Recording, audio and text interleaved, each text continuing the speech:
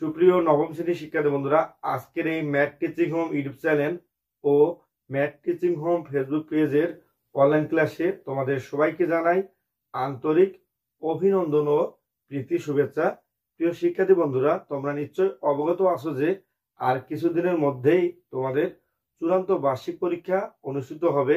তাই এই বার্ষিক পরীক্ষা যাতে তোমাদের খুব ভালো হয় তারই প্রেক্ষিতে আমাদের এই ম্যাথ টিচিং হোম ইউটিউব চ্যানেলের বিশেষ আয়োজন চলতেছে। তো আজকের এই আয়োজনে আমি তোমাদের এই নবম শ্রেণীর গণিত বইয়ের অনুক্রম ও ধারা এই অভিজ্ঞতা থেকে একটি খুব গুরুত্বপূর্ণ ম্যাথ নিয়ে হাজির হয়েছি। শিক্ষার্থী বন্ধুরা, আশা করছি আজকের এই অনলাইন ক্লাসটি তোমরা খুবই গুরুত্ব সহকারে দেখবে, যাতে তোমরা এই যে এখানে একটি অঙ্ক দিয়েছি সেটা তোমরা খুব সহজেই বুঝতে পারো। এবং শিক্ষার্থী বন্ধুরা লক্ষ্য করো যে x plus 1, x plus 5, x plus 10, তারপর ডট ডট ডট, অর্থাৎ আরো কয়েকটি পদ আছে। তো এটি হচ্ছে একটি গুণন্তর অনুক্রম হলে x এর মান আমাদের নির্ণয় করতে হবে। প্রিয় শিক্ষার্থী বন্ধুরা, লক্ষ্য করি একটা গুণন্তর অনুক্রম বা ধারার ক্ষেত্রে যে কয়েকটি পদ দেওয়া থাকে সেগুলো আমরা ভালোভাবে লক্ষ্য করব। এরপরে আমরা লক্ষ্য করি যে গুণন্তর অনুক্রমে বা ধারায় এর সাধারণ একটি অনুপাত আছে, সেই অনুপাতটিও আমাদের এই অঙ্ক করার ক্ষেত্রে বের করতে হবে। তো শিক্ষার্থী বন্ধুরা, এই অঙ্কটি ক্যালকুলেশন করার জন্য আমরা শুরুতে যে অনুক্রমটি দেওয়া আছে সেটা আগে লিখব, তারপর পর্যায়ক্রমে ধাপে ধাপে এটি সলভ করার চেষ্টা করব। তো শিক্ষার্থী বন্ধুরা লক্ষ্য করি যে প্রদত্ত যে অনুক্রমটি দেওয়া আছে সেটা আগে লিখব, যে প্রদত্ত গুণন্তর অনুক্রম হলো x প্লাস 1, x প্লাস 5, এরপরে x প্লাস 10। অর্থাৎ এই যে প্রদত্ত অনুক্রমে আমি তিনটি পদ ইতিমধ্যে দিয়ে দিয়েছি। এরপরে অবশ্য আর কয়েকটি পদ, অর্থাৎ এই অনুক্রমটা যেহেতু চলতেইছে মানে আর কয়েকটি পদ থাকতে পারে, কিন্তু মূলত এখানে দৃশ্যমান আছে এই তিনটি পদেই। এখন শিক্ষার্থী বন্ধুরা, যে আমরা প্রথমে গুণন্তর অনুক্রমটি লিখলাম, এখন আমাদের এই গুণন্তর অনুক্রমে সাধারণ অনুপাতটা লিখে x এর মান নির্ণয় করতে হবে। প্রিয় শিক্ষার্থী বন্ধুরা, আমরা গুণন্তর অনুক্রমের সাধারণ অনুপাত বের করার নিয়মটা জানি, যে সেটা হলো এরকম, যে গুণন্তর অনুক্রমের সাধারণ অনুপাত ইকুয়াল হচ্ছে যে কোনো পদ ভাগ হচ্ছে তার পূর্ববর্তী পদ। অর্থাৎ আমরা যদি এখানে দ্বিতীয় পদ নেই তাহলে এর সাথে ভাগ দিয়ে দিব এর প্রথম পদ, অর্থাৎ পূর্ববর্তী পদ হচ্ছে এখানে x প্লাস 1, তাহলেই কেবলমাত্র আমরা এর সাধারণ অনুপাতটা বের করতে পারতেছি। এখন যদি তোমাদের কেউ বলে যে একটা গুণন্তর অনুক্রমের 100তম পদ পর্যন্ত যদি থাকে তাহলে সেই ক্ষেত্রে আমরা কি করব? সেক্ষেত্রে বন্ধু তাহলে আমরা লিখব 100তম পদ ভাগ হচ্ছে এর পূর্ববর্তী পদ হচ্ছে 99তম পদ, সেটা লিখব। এখন লক্ষ্য করি আমরা শিক্ষার্থী বন্ধুরা এখানে লিখব যে সত্য মতে আমাদের যে অনুপাতটা, অর্থাৎ এখানে দ্বিতীয় পদ ভাগ প্রথম পদ, সেটা আগে লিখব। তাহলে এখানে লিখব x plus 5 divided x plus 1 equal, এই যে তৃতীয় পদ ভাগ আমরা দ্বিতীয় পদ দিতে পারি, তাহলে তৃতীয় পদ হচ্ছে x প্লাস 10 আর এখানে ডিভাইডেড হচ্ছে x প্লাস 5। এখন শিক্ষার্থী বন্ধুরা লক্ষ্য করি এইটা ইকুয়াল, এটা লেখার এটাই কারণ যে এটা যদি একটা গুণন্তর অনুক্রম তাহলে দ্বিতীয় পদ ভাগ প্রথম পদ এখানে লিখলাম, তারপরে তৃতীয় পদ ভাগ এখানে দ্বিতীয় পদ লিখলাম। কারণ হচ্ছে সাধারণ অনুপাত একটি গুণন্তর ধারা বা অনুক্রমের ক্ষেত্রে একই হয়ে থাকে, ঠিক আছে? এটা আমরা যেভাবেই নেই না কেন। এখন শিক্ষার্থী বন্ধুরা এখানে এই x এর মান নির্ণয় করার জন্য আমাদের এটাকে এখন আর গুণন পদ্ধতিতে ক্যালকুলেশন করতে হবে। সেজন্য লক্ষ্য করি আর গুণন পদ্ধতিটা মূলত হচ্ছে এরকম, যে এই যে কোণাকোণি গুণ, এটার সাথে এটা গুণ হবে এবং এটার সাথে এটা গুণ হবে। তো শিক্ষার্থী বন্ধুরা সেজন্য আমরা শুরুতে লিখবো যে এই যে x plus 1 into x plus 10, x plus 1 into x plus 10 equal, এইখানে x প্লাস 5 আর এখানে x প্লাস 5 আছে। তো দুইটা যেহেতু x প্লাস 5, এই জন্য x প্লাস 5 এর উপরে আমরা হোল স্কয়ার দিতে পারি, বা আমরা এখানে x+5 ইন্টু x+5 এটাও লিখতে পারতাম। এখন শিক্ষার্থী বন্ধুরা লক্ষ্য করি যে এর পরবর্তী লাইনটা হবে এরকম যে এই x দিয়ে এই দুইটাকে আগে গুণ দেব, ঠিক আছে?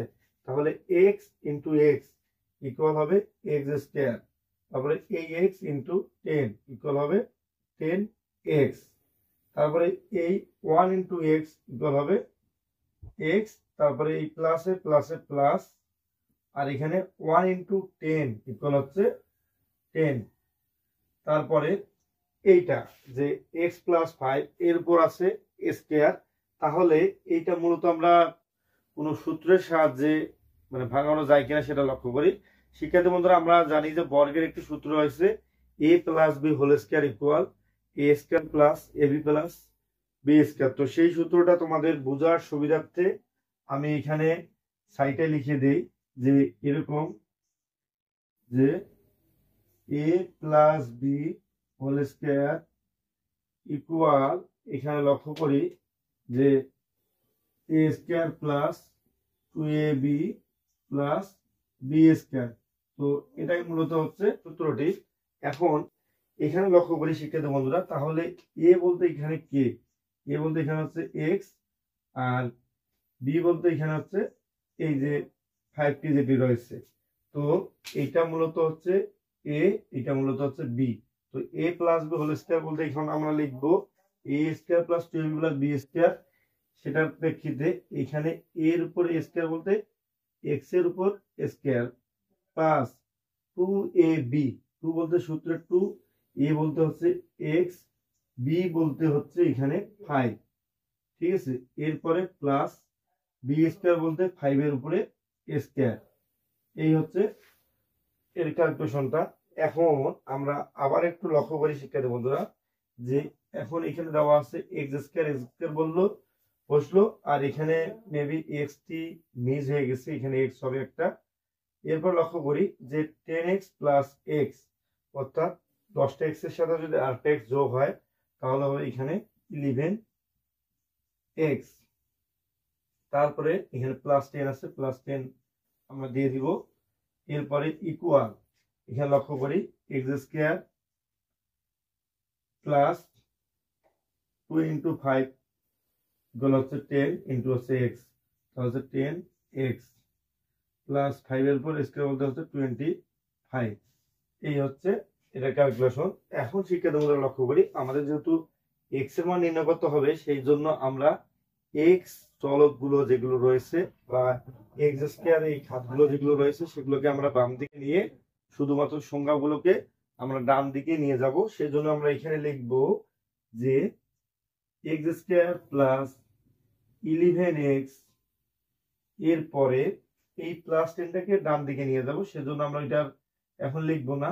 আর এদিকে s স্কয়ার 10x, এটাকে আমরা বাম দিকে যদি নিয়ে আসি তাহলে শিক্ষার্থী বন্ধুরা লক্ষ্য করি এর সামনে প্লাস আছে, এটা হয়ে যাবে মাইনাস s স্কয়ার, এর সামনে প্লাস আছে, এটা হয়ে যাবে মাইনাস 10x, আর ইকুয়াল এইখানে দেখি যে 25 আছে, 25 বসবে। এরপরে এইখানে আছে প্লাস 10, তো এই প্লাস 10 এর এটা বাম দিক থেকে ডান দিকে গেলে হবে মাইনাস 10। এখন শিক্ষার্থী বন্ধুরা এরপরে লক্ষ্য করি যে x square plus 11x minus x square minus 10x। তো এর মধ্যে যদি ক্যালকুলেশন করি তাহলে লক্ষ্য করি যে এখানে মূলত প্লাস s স্কয়ার আর এখানে মাইনাস s স্কয়ার কেটে যাবে। এখন এরপরে দেখি যে এখানে 11x মাইনাস যদি 10x হয়, অর্থাৎ 11x থেকে যদি 10টা x বিয়োগ হয় তাহলে আমরা এখানে পাবো শুধুমাত্র অনলি x। তো এখানে x পাবো ইকুয়াল।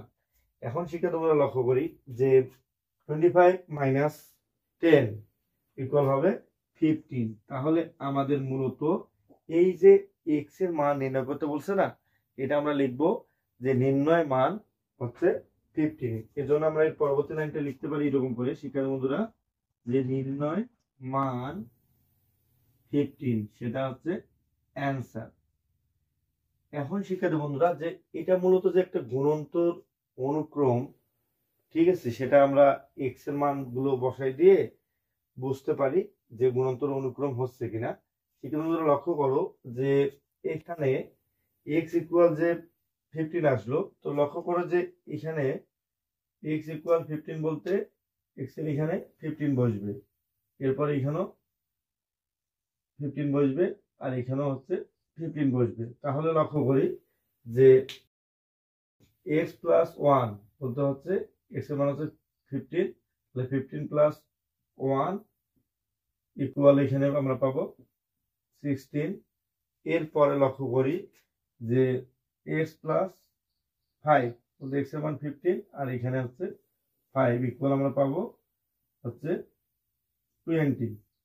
এরপরে আবার যে লক্ষ্য করি এখানে দেওয়া আছে x এর মান 15 আর এখানে প্লাস 10 ইকুয়াল আমরা তাহলে পাবো এই দুইটা যদি 15 প্লাস 10 প্লাস করি তাহলে আমরা পাবো 25। তো শিক্ষার্থী বন্ধুরা লক্ষ্য করি যে এখানে দেওয়া আছে 16, এরপরে 20, এরপরে আছে 25। তো এইটা মূলত একটি গুণোত্তর অনুক্রম বোঝাচ্ছে, এবং সেই সাথে এই গুণোত্তর অনুক্রমের যে হিসাবটি সেটা আমরা লক্ষ্য করি যে আমরা প্রথমে কি করলাম, গুণোত্তর অনুক্রমটা যেটা আছে সেটা লিখলাম, তারপরে আমরা এখানে এর যে সাধারণ অনুপাত যেভাবে নির্ণয় করে সেটা লিখলাম হচ্ছে দ্বিতীয় পদ ভাগ প্রথম পদ ইকুয়াল তৃতীয় পদ ভাগ হচ্ছে দ্বিতীয় পদ। তারপরে আমরা আর গুণন করে এক্স এর মানটা এখানে খুব সহজভাবে তোমাদের সামনে নির্ণয় করলাম। শিক্ষার্থী বন্ধুরা এই যে